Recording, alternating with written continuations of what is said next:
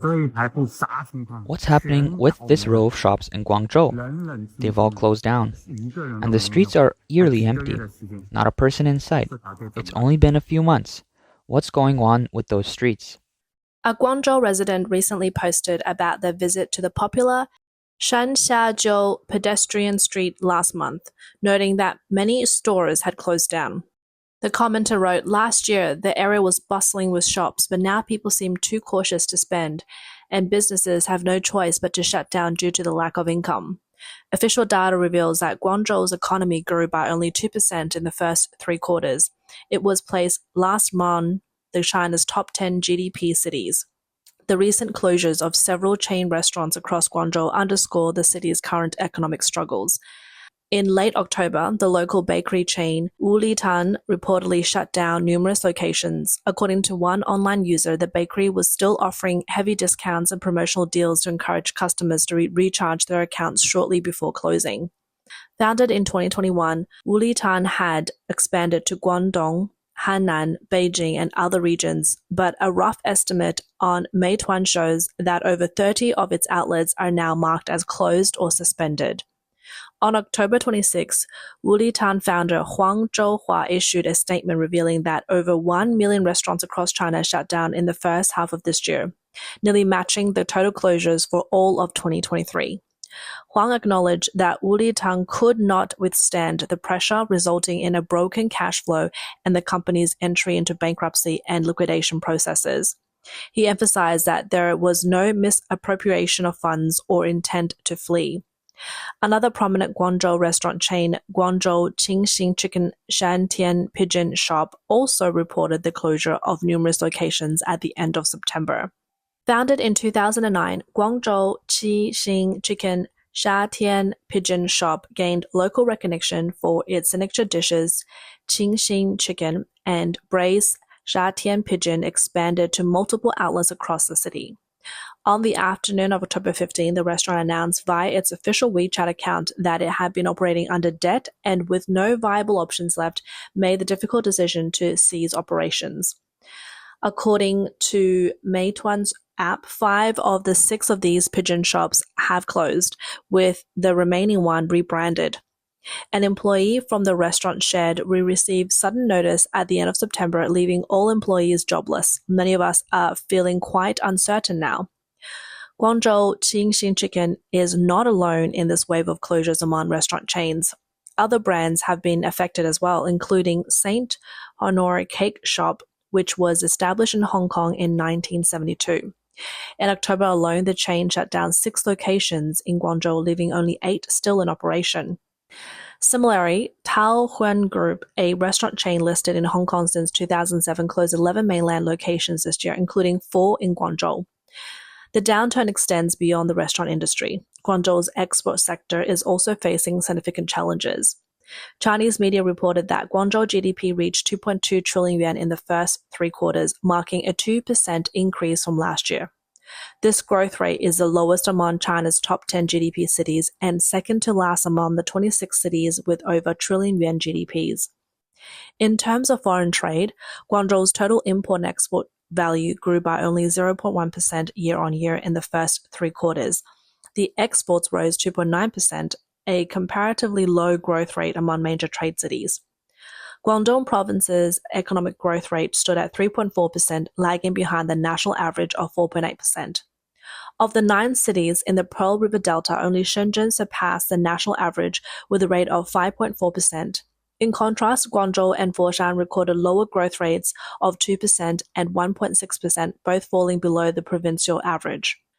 This economic slowdown is not confined to Guangzhou. The worsening economic conditions across China have triggered a wave of store closures nationwide, with the restaurant industry particularly hit hard. Once bustling establishments now sit empty, and many small, medium, and large restaurants are struggling to survive. As one business owner lamented, the tough days are still ahead. In the video, a man who invested over 100,000 yuan to open a franchise found himself earning less than 200 yuan in several days of operation. Overwhelmed with frustration, he resorted to smashing up his own shop in a moment of despair. One person revealed that a seafood hotpot restaurant in Shanghai's Jiangqiao Wonder Plaza also closed down just a month after opening. It's truly a complete loss, they remarked. What else can be done? Lately, I've noticed that most of the Shanghai restaurants I've featured have shut down. Just take a look at the places you've saved. How many have already turned gray with those words? Closed for business. As a food and travel blogger, I've visited far more spots than most. So my observations and experiences might offer some insight into this trend. A Shanghai resident echoed these sentiments, noting many of the good places I used to eat at have also closed down. Numerous street side shops in Shanghai are empty at night. It's nothing like it was 10 years ago. With the economy struggling, a lot of people are cutting back on spending. Take me, for example. I love crab roe noodles, but I've only had it once this year because I just can't justify the expense. I've lost over $1 million on this store, and tomorrow it's closing for good. There's also a deposit of more than 100,000 yuan that I won't be able to recover. It's all gone. Every brick and tile here represents my hard work. Running a restaurant this year has been incredibly tough. I still have 2 other locations, but if things don't improve, I might just have to close them all. In the video, a woman, the owner of a restaurant, shared her story. My hot pot restaurant closed just after 45 days of operation. I poured so much of myself into it, but my second venture into physical retail has ended like this. Not with a grand finale, but with a painful and unceremonious exit. Now, standing at a crossroads in life, I feel lost. The road ahead is uncertain, and I don't know if I have the courage to try again. The real wave of closures in the restaurant industry has arrived. We just can't keep this place running anymore. We tried to transfer it to a new owner, but after more than 2 weeks, no one has dared to invest and take over. Everyone knows how bleak the market is right now. Who would put money into a business like this? So today, we called a company to take away our restaurant equipment, chairs, and everything else, completely clearing out the space. Even the equipment recovery business is struggling. The person who collected our items mentioned that their warehouses are now overflowing with secondhand kitchen equipment they can't sell, with restaurants everywhere closing down. Few are willing to take the risk to open a new place. Business is just too hard these days. In the video, a couple shared how they invested over $1 million in their restaurant only to face its unexpected closure. One viewer expressed a similar experience, saying, I spent a total of 1.07 million yuan to open a hot pot restaurant just like you. I've tried to transfer it to 2 months, but not a single call came through. I even lowered the price to 70,000 yuan and still no one is interested. It's just too devastating. Another viewer added, a hot pot restaurant nearby invested over 1 million yuan in a 300 square meter space. Just after 2 days, they started looking for a buyer. A bun shop invested around 200,000 yuan, and within a week, it was up for sale. What's happening here? A popular seafood and beef hot pot restaurant in Shanghai has shut down and reportedly disappeared without paying.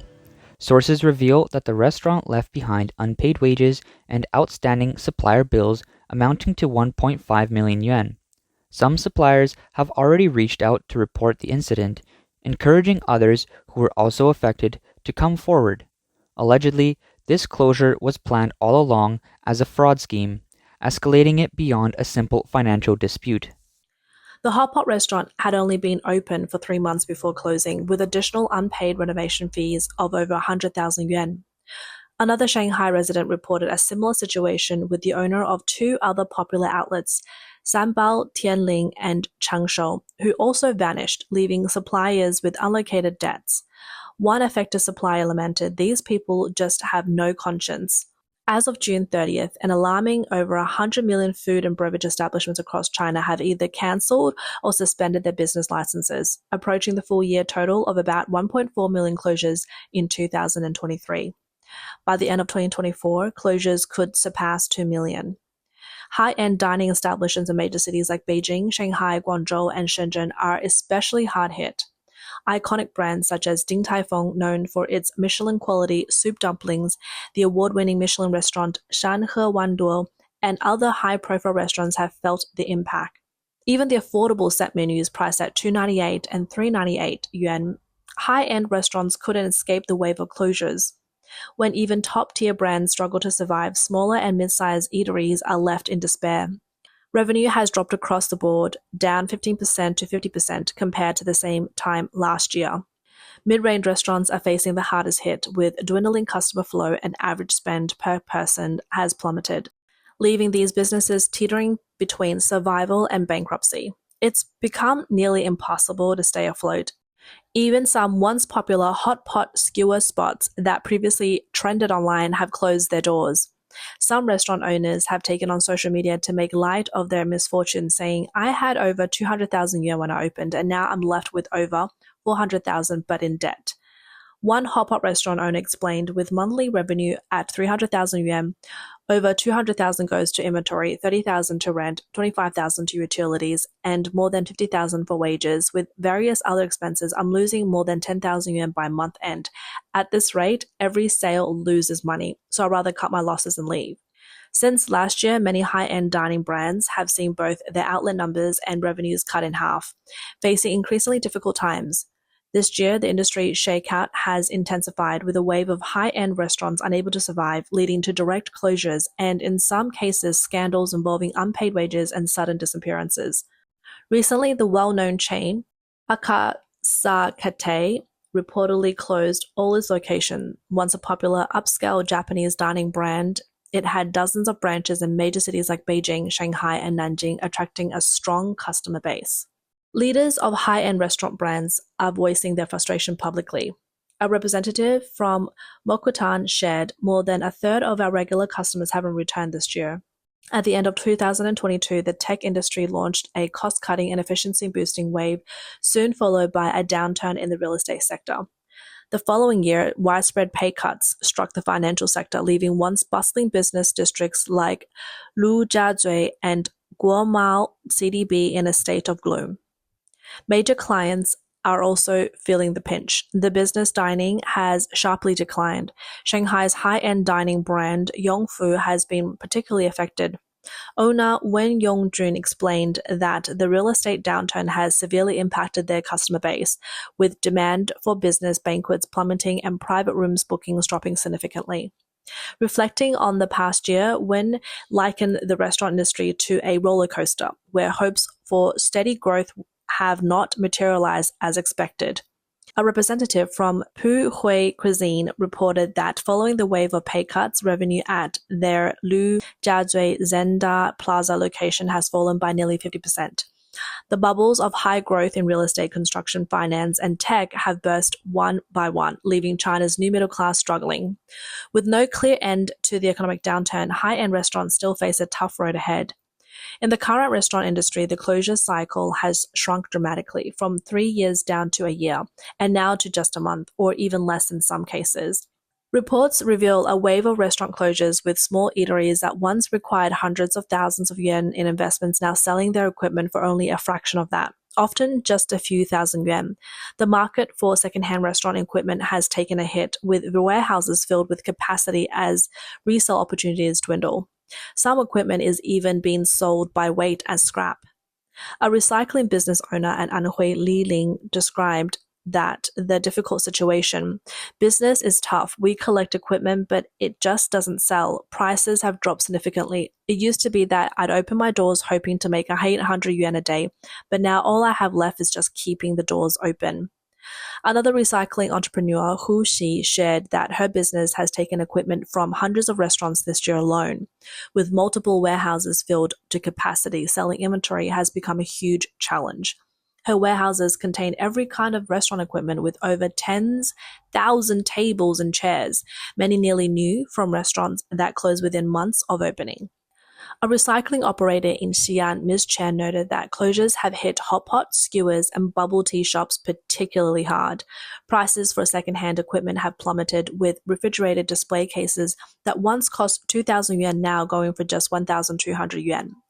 Branded ice machines that used to be over 10,000 yuan are now selling for a fraction of the original price. A recycling operator in Guangzhou, Ms. Liu, noted that opening a small restaurant with 20 tables now requires only about 20,000 yuan to fully equip it with second-hand equipment.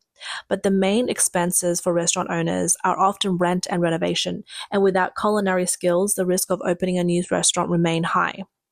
A seasoned restaurant insider who preferred to remain anonymous stated the rate of restaurant closures will continue to rise.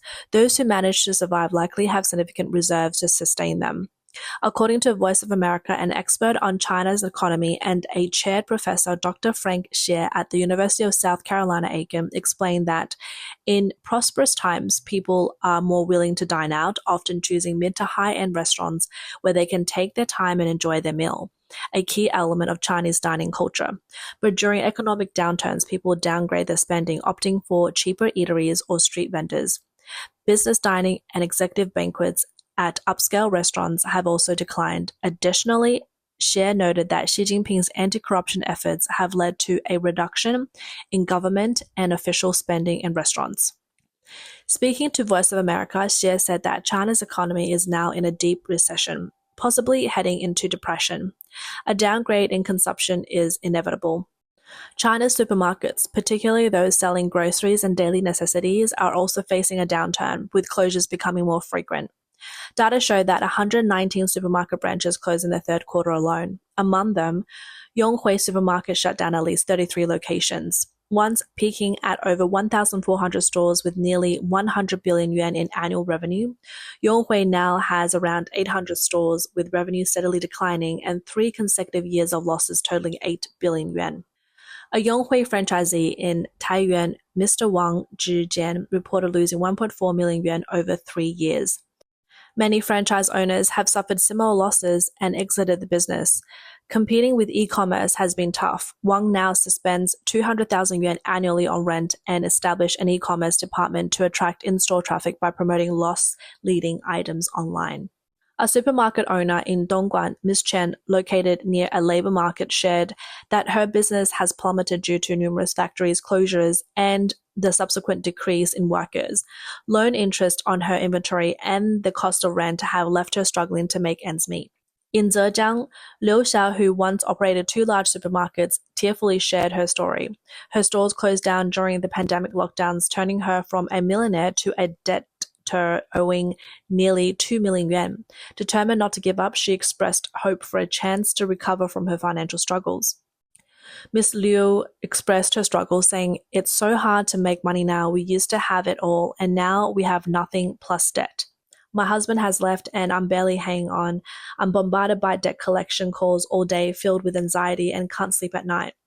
An economist at the Institute for Information and Strategy in Maryland, Li Henqing, told Voice of America that China's economic environment has deteriorated, leaving most people without the spending power they once had.